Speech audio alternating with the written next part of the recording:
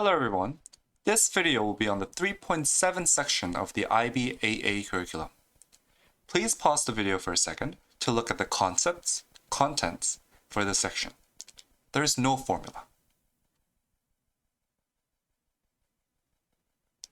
One sentence that summarizes this section is, trigonometric function can be used to represent various situations with periodic nature. So far in this topic, we've been looking at the trigonometric ratios, trigonometric rules, and trigonometric identities. And those ideas, those knowledges kind of lead to the function. And when we talk about the function, what comes naturally is the graph of them. So let's take a look at what the graph of sine x, cosine x, and tangent x look like. Let's first try the sine x.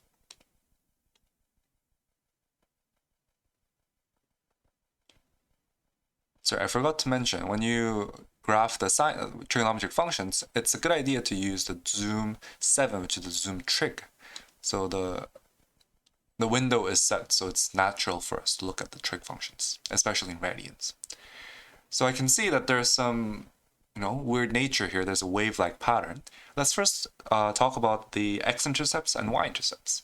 The y-intercept is obviously 0. It passes through 0, 0. And the x-intercepts, there are infinite number of them. I can see that there are x-intercepts for 0, pi, 2 pi, and such. So we can see that it's a multiple of pi. And some weird thing that happened, because it's a wave-like pattern, there are two informations that we have to talk about, which are period and amplitude. Period is the distance from one point to another point that it repeats itself. So like for here, I can see that there's a pattern from this point here and that point here. So I can take that and put it back again and again. I can see that it repeats itself. So if I find the distance between this far left point and the middle point, that'll be the period, and it happens to be 2 pi. The amplitude is similar, but it's in the vertical way. Amplitude will measure the distance from the highest point and the lowest point. For this sine function, I know that the highest point is 1 and the lowest point is -1. So the distance between them are 2, and then I divide it by 2. So the amplitude becomes 1. Let's look at the cosine x after we looked at the sine x. Cosine x.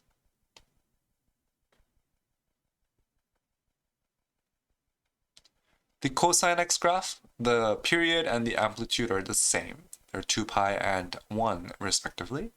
However, the x-intercepts and the y-intercepts are slightly different. First, the y-intercept is 1. And the x-intercepts are pi over 2, 3 pi over 2, and such. So they are pi over 2 plus and the multiple of 2 pi's. Finally, let's look at the tangent x function, which is a bit of an anomaly here. For tangent x, this is not a wave-like graph anymore. There are infinite number of vertical asymptotes. This happens because of the tangent identity, where tan x is defined as sine x over cosine x. So whenever cosine x becomes 0, there is a vertical asymptote. So the x-intercepts for cosine x, which were pi over 2, 3 pi over 2, and such, those create the vertical asymptotes here. Now it's time to talk about the composite functions, which we learned at topic 2 as well. Basically, when we add or multiply some values to the function, we can do some transformations. Let's try, for example, sine x, and then we'll add -1. Okay.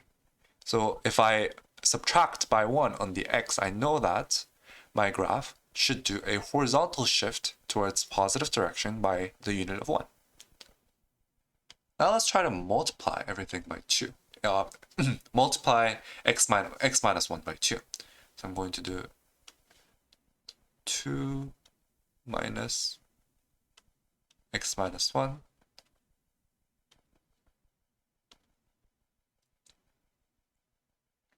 And I can see that, unlike last time, I've actually changed the shape a bit. What I did was I did a horizontal compression by a factor of 2.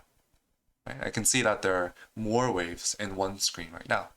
And because I compressed the function horizontally by a factor of 2, what happened to the period? Well, the period before was 2 pi, so now the period should be pi.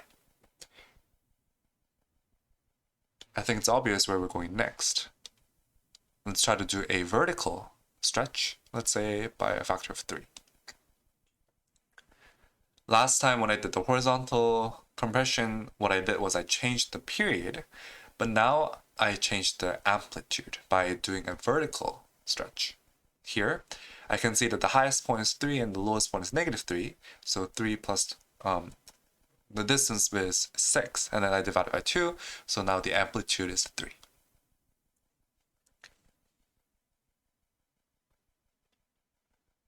One thing to remember is that sometimes people will say trigonometric functions, and sometimes people will say circular functions. Those two words are interchangeable. They're not too different, so you don't have to worry too much about it. Okay? The trig functions are used to represent real-life contexts such as height of a tide, motion of a Ferris wheel, simple harmonic motion, and much more. And when you have the data, you can use the sinusoidal regression in the graphing display calculator to find the trig function to represent that. Okay? So on the graphing display calculator, let's exit. And then we can press stat. And then we can press edit. And then here I can make a table of values. So on L1, I define the numbers from 1 to 8. And then for L2, I put random values from 1 to 12. Okay? And then what I can do is, let's exit first. And then let's press stat again. And then when you go to the second menu, and if you go scroll down,